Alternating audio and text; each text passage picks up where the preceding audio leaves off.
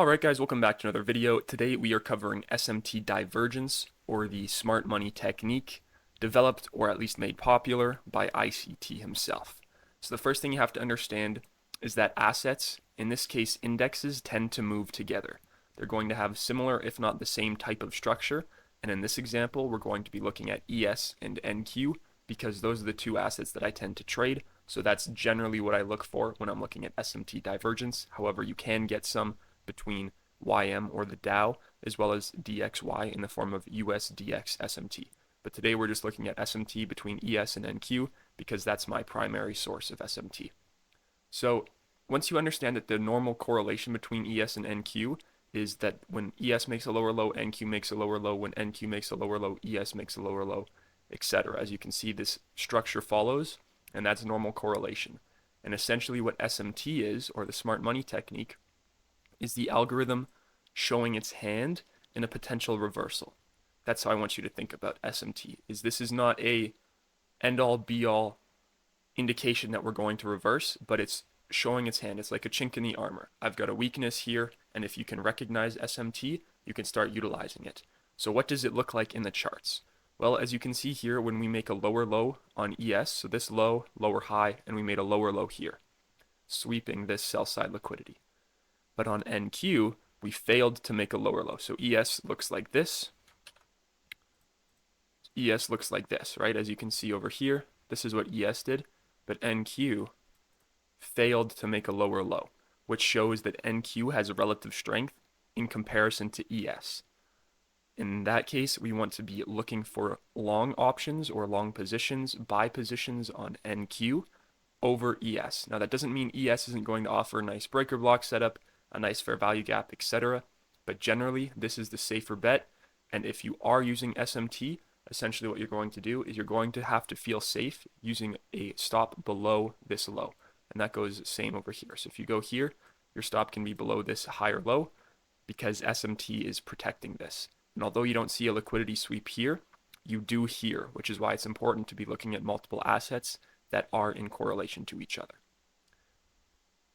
So now that you understand what SMT looks like theoretically, let's go and take a look in actual charts here. Okay, so into the charts here, you can see this is ES on the left and NQ on the right, or the NASDAQ and the S&P 500. And as you can see, we end up taking the low here on ES, this 2 a.m. low, which is also this 2 a.m. low here on NQ. We do not take that low on NQ, but ES did take that low. Now, we don't know that this is SMT divergence yet, and our first indication is this close here on ES, and it looks pretty aggressive here on NQ. But what this does is this creates a swing low on both the indexes here. So we can start to anticipate that this is SMT divergence here, where ES took the swing low, and NQ showed a resilience to take that swing low. It wasn't willing to push lower and take out those stop losses, which tells us that NQ is the stronger asset in correlation between these two. And as you can see here, ES continues to chop around, and we'll just go till, we'll do one more candle till about 10 here, 10 p.m., and then we'll just speed this guy up here to about 10 a.m., or 10 p.m., sorry, 10 p.m., 10 p.m. Right, so this line here now is the same on both. No, not quite. There we go. 10 p.m. and 10 p.m. Right, you can see that these are equal, and you tell me which was the better long. Did ES offer the better long? Or did NQ offer the better long? Right, the answer is pretty clear when you look at the charts like this. Or NQ obliterated these highs and ES didn't. And if you want to just note this as well here, as you can see, we have actually SMT divergence here as well, showing you, and this is bearish SMT divergence. But as you can see here, this is SMT divergence, where NQ made a higher high and ES failed to make that higher high. And what happened?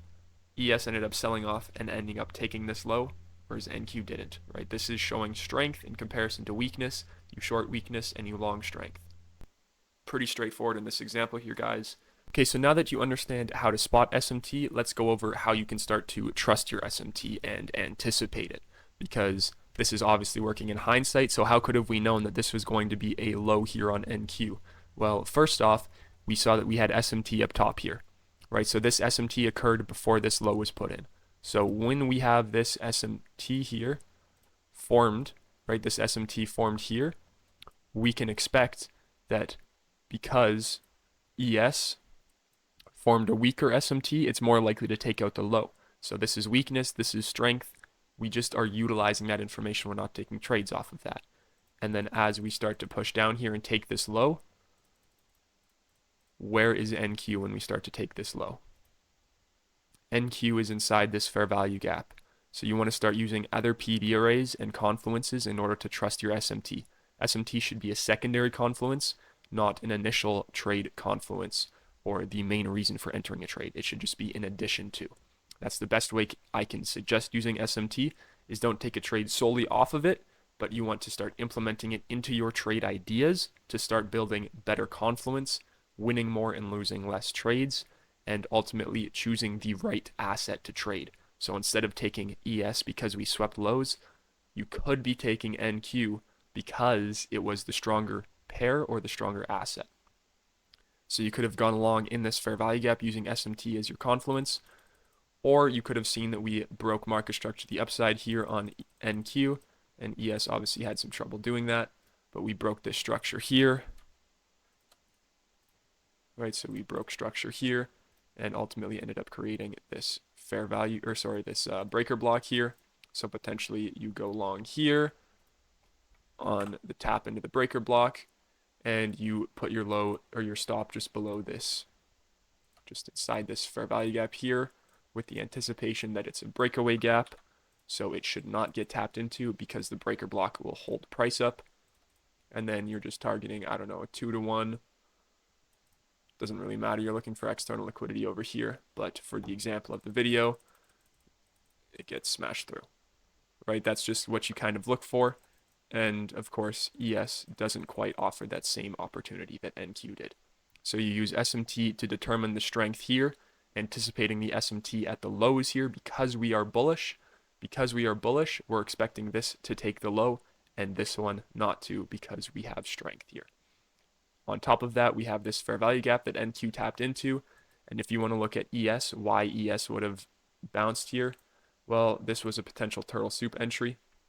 And if you haven't watched my turtle soup video, I suggest you go and do so. It's probably pretty helpful for you. But generally speaking, what you have to know is you're sweeping liquidity and then you're buying the sell stops. So that's essentially what this was here.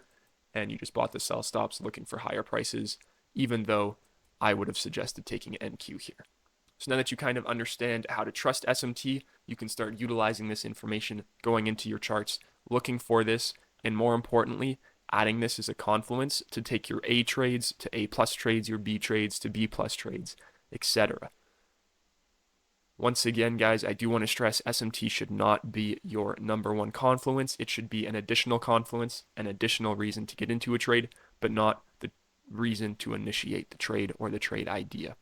As always, guys, if you got any questions, make sure to let me know in the comment section down below, and I will do my best to answer those. And until next time.